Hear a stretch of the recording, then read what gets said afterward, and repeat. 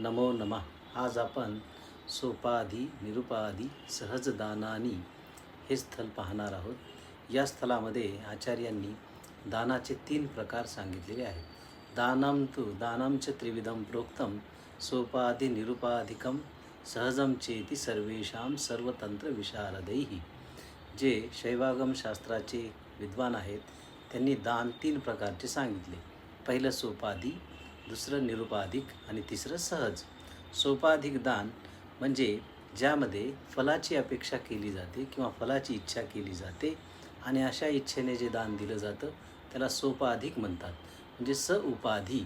त्यानंतर निरुपाधिक दानामध्ये कोणत्याही फळाची इच्छा न करता ईश्वर अर्पण बुद्धीने ते दान केलं जातं, त्याला निरुपाधिक दान असे म्हणतात. यानंतर तिसरा जो प्रकार आहे सहज दान.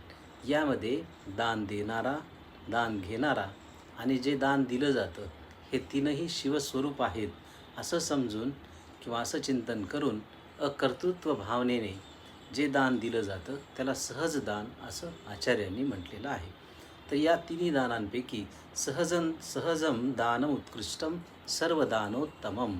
या 3 दानांपैकी सहज दान हे सर्वश्रेष्ठ दान आहे, ज्या दानामुळे शिवज्ञान प्राप्त होते आणि जन्म मरणाचा हा जो फेरा आहे तो सुद्धा चुकत असतो किंवा भवरोग जो आहे तो नष्ट होतो असे या ठिकाणी आचार्य नमूद करतात.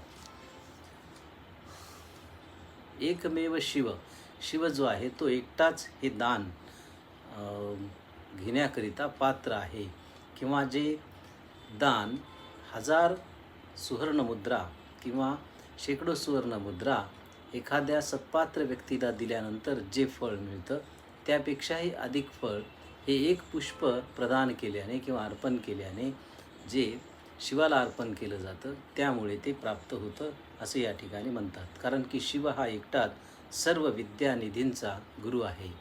सर्व ज्या विद्या आहेत त्या शिवापासूनच निर्माण झालेल्या आहेत, म्हणून त्याला दिलेले दान हे सर्वश्रेष्ठ दान आहे.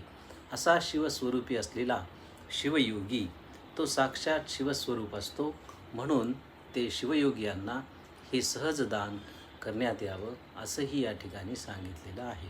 कारण शिवयोगिनी संतृप्ते तृप्तो भवति शंकरः तत्तृप्त्या चिन्मयं विश्वं तृप्तमेति चराचरम. कारण शिवयोगी संतृप्त झाल्यानंतर भगवान शिव तृप्त होतो आणि भगवान शिव तृप्त झाल्यानंतर समस्त चराचर सृष्टी ही संतृप्त होते असं या ठिकाणी या स्थलामध्ये नमूद करण्यात आलेलं आहे. अशा प्रकारे आचार्यांनी